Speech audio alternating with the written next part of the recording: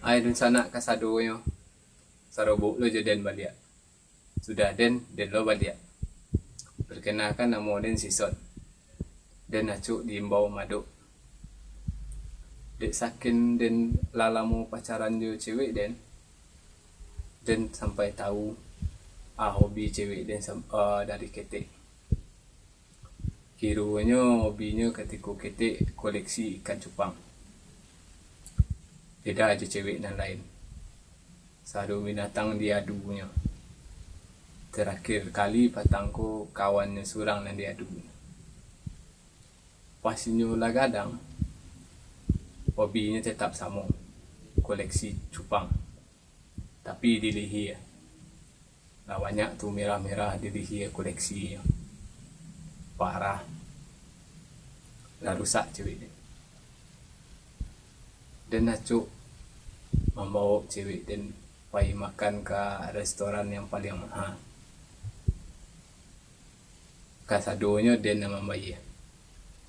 Nama restorannya Ampera. Yang cabangnya ada di Mase. Mencari cewek tu jangan lebay. Soalnya memutusannya payah. Ribet. Berang-berangnya membuat jijik. Dah mengapa selingkuhan dia dah. Udah nak ngerti mana aja perasaan dia dah. Ribet kan. Tapi dia punya jawaban kalau ada yang model itu. Dah mengapa selingkuhan dia dah. Maaf dia.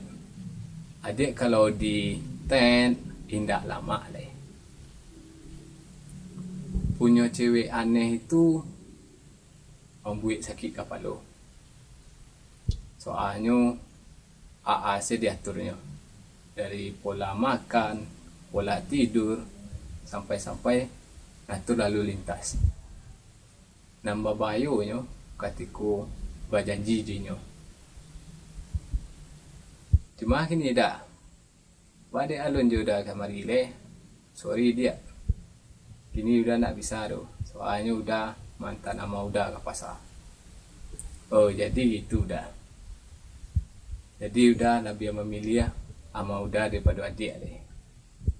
Okey lah dia. Kini udah ke rumah dia. Oh jadi gitu dah.